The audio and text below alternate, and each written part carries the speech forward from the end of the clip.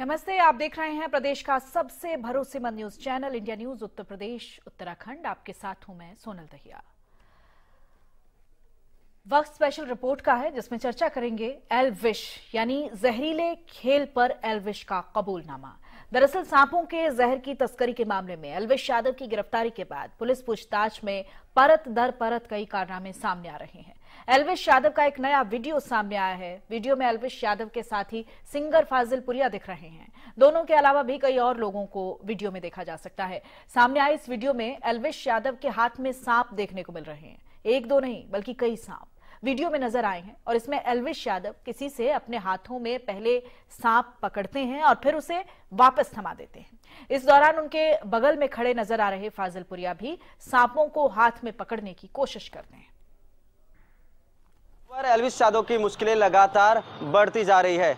आपको बता दें कि नोएडा पुलिस ने उसको सांपों की तस्करी मामले में गिरफ्तार कर लिया है और कोर्ट के सामने पेश किया, जहां उसको 14 दिन की न्यायिक हिरासत में भेज दिया।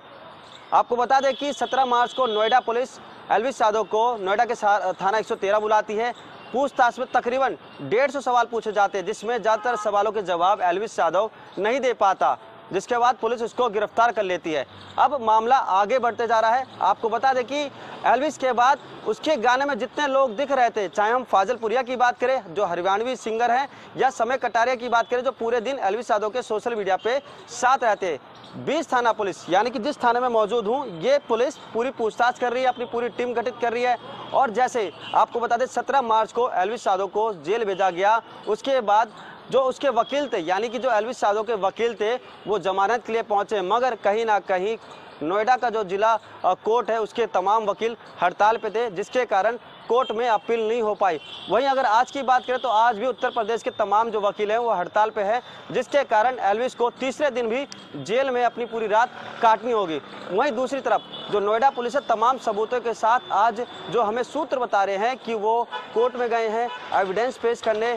32 ऐसे पन्ने तैयार किए गए हैं जिसमें जो एलविश यादव है उसके पूरे काले कारनामों को दिखाया गया है, बताया गया है कि किस तरीके से जो एलविश यादव है नोएडा एनसीआर में रेप पार्टी करवाता है, वहां जहरीले सांपों को वो कहीं ना कहीं इंतजाम करता है और वेनम स्नैक यानी कि जिस जहर से नशे का इस्तेमाल किया जाता है वो कहीं ना कहीं वो मुहैया कराता था। उसके बाद पुलिस ने उसके ऊपर एक और जो मुकदमा दर्ज किया था एनडीपीएस एक्ट के तहत, जिसमें साफ तौर पे कहा जाता है कि इस मामले में जो आरोपी होता है उसके ऊपर ड्रग्स की तस्करी या सप्लाई करने की बात होती है, या खुद सेवन करे या सार्वजनिक तौर पर कई लोगों को सेवन कराता है। अगर इस मामले में एलविश यादव दोषी पाया जाता है तो उसको कम से कम 10 साल की सजा हो सकती है और 1 लाख रुपए का जुर्माना हो सकता है। वहीं दूसरी तरफ एलविश यादव के माता पिता अपने एलविश यादव को बेकसूर बता रहे हैं। उनका साफ तौर पे कहना है कि एलविश यादव को फंसाया जा रहा है, क्योंकि जिस तरीके से एलविश यादव का एक फेम बढ़ता गया, तमाम उन्होंने गाने किए, तमाम चीज़ें उनके साथ थी, मगर अब एक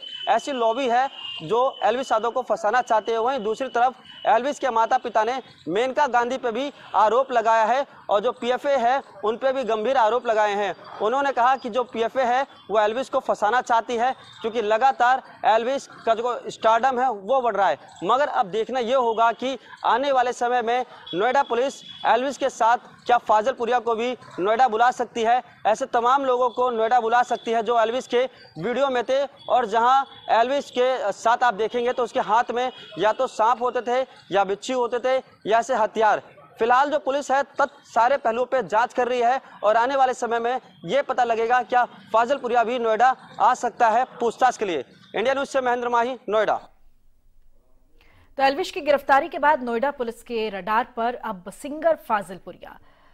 एलविश यादव ने फाजिलपुरिया की पार्टी का जिक्र किया है। नोएडा पुलिस सिंगर फाजिलपुरिया को जल्द नोटिस भेजेगी। प्रतिबंधित सांपों के साथ एलविश और फाजिलपुरिया के कई वीडियो सामने आए थे। अब एलविश की गिरफ्तारी के बाद रेव पार्टी की गई है, कहां पर की गई है, प्रतिबंधित सांपों का इस्तेमाल और कौन कौन लोग करते हैं, किस किस पार्टी में नशे के लिए सांप के जहर का इस्तेमाल हुआ है, इस तरह की पार्टी और कौन लोग आयोजित करते हैं, इन सवालों के जवाब में अब नोएडा पुलिस लगातार इन्वेस्टिगेशन कर रही है। नोएडा के डीसीपी विद्यासागर मिश्रा ने इस पूरे मामले पर क्या कुछ कहा है, सुन पाते हैं।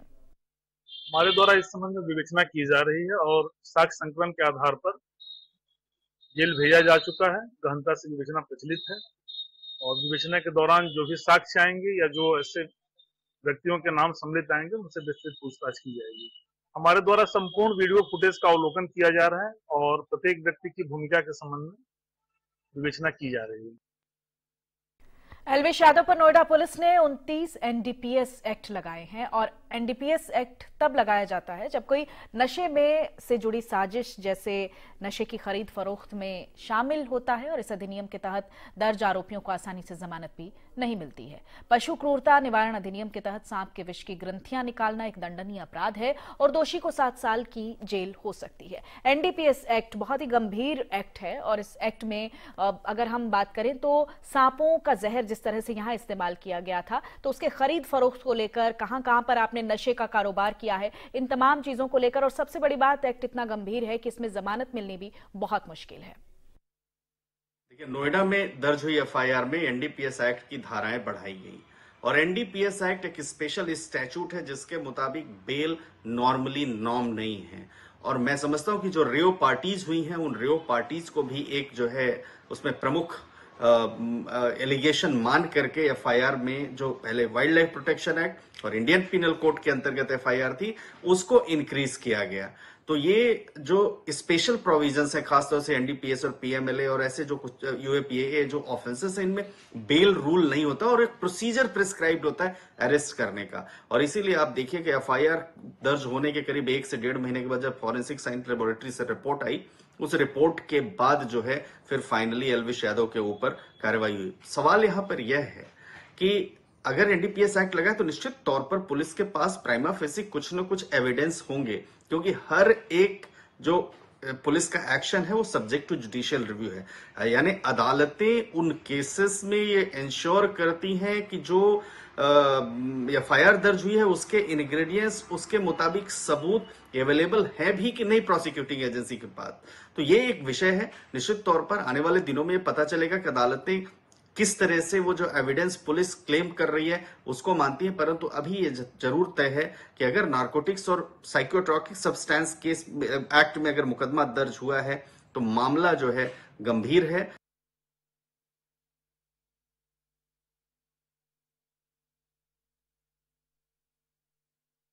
कामना पांडे एनिमल एक्टिविस्ट हमारे साथ जुड़ चुकी हैं।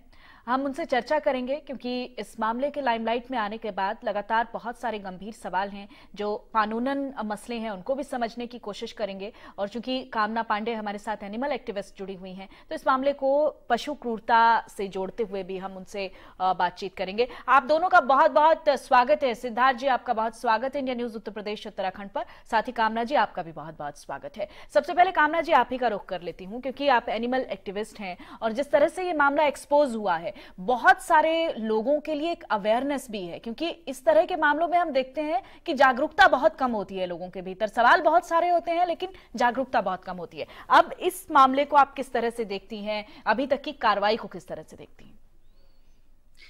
देखिए, इस मामले में जितना भी हम सुन रहे हैं कि उनकी तरफ से बयान आ रहे हैं कि उन्हें फंसाया जा रहा है, पहली चीज तो मैं ये क्लियर कर देना चाहती हूँ आपके व्यूअर्स के लिए कि ये बहुत ही सीरियस सेक्शंस लगाए गए हैं। ऐसा बिल्कुल भी नहीं होता है कि यूं ही हवा में कुछ कह दिया या किसी रसूख वाले ने किसी मंत्री ने किसी ने फोन कर दिया तो आपको ऐसे ही गिरफ्तार कर लिया जाएगा। देयर इज समथिंग, जब WPA एक्ट लगता है, वाइल्ड लाइफ प्रोटेक्शन एक्ट 1972, इसमें एक अक्सर लोग छूट जाते हैं। वो इसलिए छूटते हैं क्योंकि अगर कॉन्ट्राबैंड आपके साथ पकड़ा जाता है तो केस बहुत स्ट्रांग बन जाता है। यहाँ पर हमने जब अरेस्ट करी है तो अरेस्ट के साथ आपको 9 स्नेक्स मिले हैं, 5 कोबरा मिले हैं, 1 पाइथन मिला है, 2 सैंड स्नेक मिले, 1 रैट स्नेक मिला है। साथ ही बहुत इंपॉर्टेंट है कि 20 ml ट्यूब मिला है जो स्नेक वेनम है। वो स्नेक करेत करके जिसको कहते हैं सांप, उसका वेनम है। ये जयपुर की लैब रिपोर्ट से कंफर्म हो गया है। इसी स्नेक के साथ एल्विश यादव के कई वीडियोस आए हैं। वो ये भी अभी तक नहीं बता पाए कि जो वीडियोस भी वो पोस्ट करते थे वो स्नेक्स कहाँ से आए। हमें एक चीज और देखनी होगी कि इसकी क्रोनोलॉजी में जब हम जो आपके पास वीडियो है और जो आपके पास वॉइस रिकॉर्डिंग्स हैं उसमें इनसे पूछा गया है कि हमें पार्टी करनी है और हमें ऐसा ऐसा रिक्वायरमेंट है, तो इन्होंने कहा अच्छा मेरे आदमी का मैं नंबर आपको दे रहा हूँ, आप उनसे कांटेक्ट कर लीजिए। उन्होंने नंबर दिया, वो राहुल का नंबर था।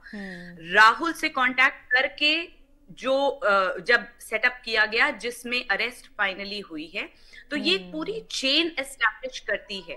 साथ ही हमारे पास बयान है, जिन लोगों को पकड़ा गया है उनके बयान है। एनडीपीएस एक्ट लगी है क्योंकि इस वेनम का इस्तेमाल इंटॉक्सिकेशन के लिए किया जाता है। आजकल बहुत कॉमन हो गया है, हाई प्रोफाइल पार्टीज में अलग अलग एक नशे का, एक नया तरीके का नशा, और जो और ज्यादा किक दे और जल्दी किक दे, वो वाला नशा जो होता है, तो वो पॉइजनस सब्सटेंस होता है, जो कि स्नेक वेनम आजकल बहुत कॉमन और बहुत ही लाइट है। सो एनडीपीएस एक्ट लगी है, साथ में आपकी भारतीय न्याय संहिता का 284 लगा है, 289 लगा है। हमारे पास एम्पल एविडेंस है, जिसकी वजह से कोर्ट से भी इनको राहत नहीं मिली है, इनको कस्टडी में भेज दिया गया है। हाई प्रोफाइल पार्टीज में इन्होंने सप्लाई किया है, इसके भी हमारे पास एविडेंसेस हैं। सो केस हमारा बहुत स्ट्रांग है। बिल्कुल। बस को ये मालूम होना चाहिए कि स्नेक्स के साथ फोटो खिंचाना भी वाइल्ड लाइफ प्रोटेक्शन एक्ट का उल्लंघन है। इवन शिवरात्रि वगैरह पे आपको जो स्नेक्स मिल जाते हैं, प्लीज ध्यान रखें, ये सनातन धर्म के बिल्कुल विपरीत है, क्योंकि हमारे लिए पूजनीय है स्नेक। और जिस तरीके से इनका वो संसी से खींच के निकाला जाता है, पूरा मांस के साथ निकल आता है। हर एक स्नेक जो आप शिवरात्रि या सावन में देखते हैं, हर वो स्नेक, बिल्कुल ये कहीं ना कहीं आप बहुत महत्वपूर्ण बातें लोगों को बता रही हैं। और देखिए, जरा सी भी डोज अगर आपकी हाई हो जाती है, जरा सा भी ज्यादा आपके शरीर में चला जाता है, तो फिर लोगों की मौत तक हो सकती है। ये आप अपनी जिंदगी के साथ कितना बड़ा खिलवाड़ कर रहे हैं, इससे आप ये भी समझिए। हमारे साथ अधिवक्ता भी जुड़े हुए हैं। मैं एक बार चाहूंगी सर, आपका तारुफ करवाइए। आप प्लीज आप अपना नाम जरा हमें बताइए। जी नमस्कार, मैं सिद्धार्थ शंकर दुबे, मैं सिद्धार्थ जी, ठीक है सिद्धार्थ जी, अभी हम चर्चा कर रहे हैं कुछ कानूनी पहलुओं को, कामना जी ने भी गिनवाया। आप एनडीपीएस एक्ट लगा है, जमानत के चांसेस भी बहुत कम है, गंभीर धाराओं के तहत ये मामला दर्ज हुआ है। इससे पहले हमने देखा कि जब मारपीट का मामला एल्विश यादव पर दर्ज हुआ था, बहुत ही हल्की धाराएं लगाई गई थी और ये बहुत आसानी से निकलने वाला मामला था। लग रहा था कहीं ना कहीं एडमिनिस्ट्रेशन जो है वो उनको बचाने की कोशिश कर रहा है, जो पिछले दिनों के साथ था। लेकिन अब ये जो एनडीपीएस एक्ट लगा है, उसको, इसके कानूनी पहलुओं को और इस केस की गंभीरता को, और अब आगे किस तरह की कार्रवाई हो सकती है, थोड़ा डिटेल में समझाइएगा सर। वो मैडम, अभी क्या है कि इसमें एफआईआर जो कायम हुई है, उन एफआईआर में बहुत गंभीर धाराएं लगाई गई हैं। उनमें जो वाइल्ड लाइफ प्रोटेक्शन एक्ट और एनडीपीएस की धाराएं हैं, एक मिनट के लिए अगर हम उन्हें माइनर ऑफेंस भी कंसीडर करें, क्योंकि उसमें बहुत मेजर पनिशमेंट्स नहीं है, पर 120 बी जो इंडियन पिनल कोड का लगा है, वो एक बहुत ही पेचीदा धारा, और इसमें उन्हें ऐसे डेथ की भी सजा हो सकती है, लाइफ इम्प्रिजनमेंट हो सकता है, depending upon the quantum of crime, वो कोर्ट डिटरमाइन करेगी। लेकिन इसका स्कोप जो है वो डेथ पेनल्टी तक जाता है कि ये इतनी गंभीर धारा है 120 बी। अब 120 बी को कंस्टिट्यूट करने के लिए जो सबसे बेसिक इंग्रेडिएंट होता है वो ये होता है कि 5 लोग मिल करके किसी भी कार्य को करने के लिए षड्यंत्र करने चाहिए। अब 120 बी लगा है, उसके बाद 290, 286, 289 लगा है एनडीपीएस का, सेक्शन 8, सेक्शन 20, 27 और सेक्शन 29, उसके बाद वाइल्ड लाइफ प्रोटेक्शन एक्ट का 9, 39, 48A, 49, 50 और 51। तो बहुत गंभीर धाराएं हैं। और एफआईआर जिन धाराओं में कायम की गई है, जैसा कि अभी कामना मैडम ने बताया, अभी हमें जानकारी हुई उनके माध्यम से भी, कि ये बहुत गंभीर धाराएं हैं। और एफआईआर जिस ढंग से पुलिस ने कायम करी है, उसमें कहीं भी इस बार कोई गुंजाइश नहीं है कि कोई एक्सटर्नल प्रेशर के कारण इस बार एक्यूज बच जाएंगे। अभी accused was caught red handed on the spot, and जो रिकवरी हुई है मटेरियल की, वो अक्यूज के पास से हुई है।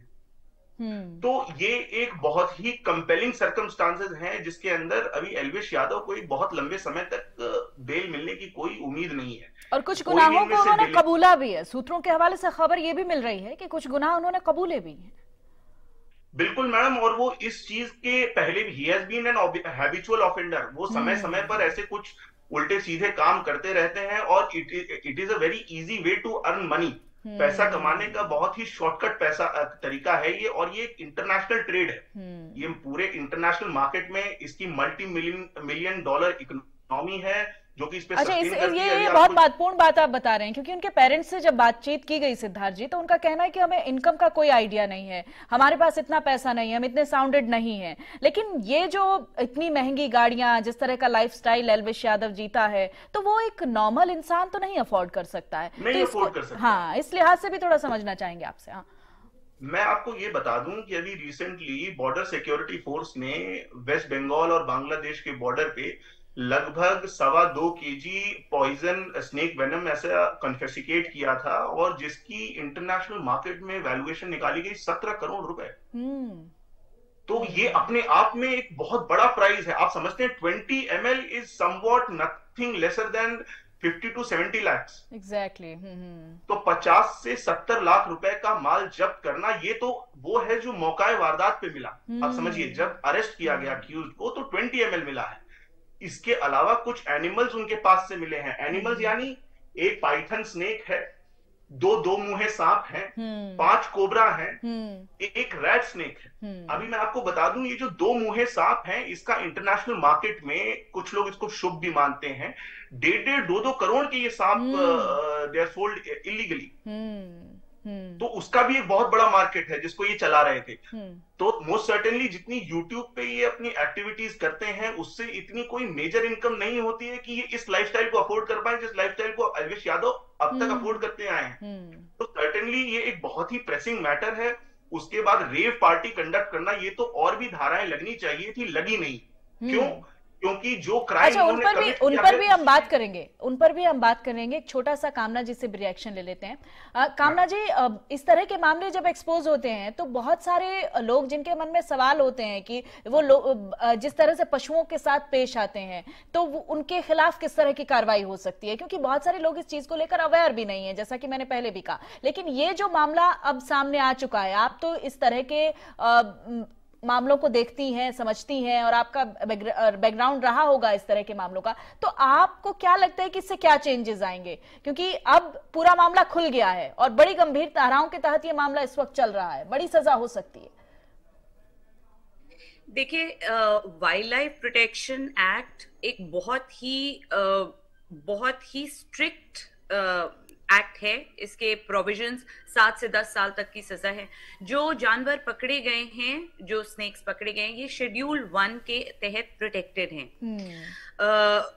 जब भी हम किसी सेलिब्रिटी की बात करते हैं, कहने को आ जाता है, देखिए, हर जो कोई भी अक्यूज पकड़ा जाएगा वो अपने बचाव में कुछ ना कुछ कहा जाएगा। हर अक्यूज यही कहेगा कि मैं इनोसेंट हूं, मुझे फंसाया जा रहा है। बिल्कुल। क्या जरूरत पड़ी है पीएफए को एल्विश यादव से? कोई भी उनकी पर्सनल दुश्मनी है क्या? मेनका गांधी की उनसे कोई पर्सनल दुश्मनी है क्या? एक्टिविस्ट की उनसे कोई पर्सनल दुश्मनी नहीं है।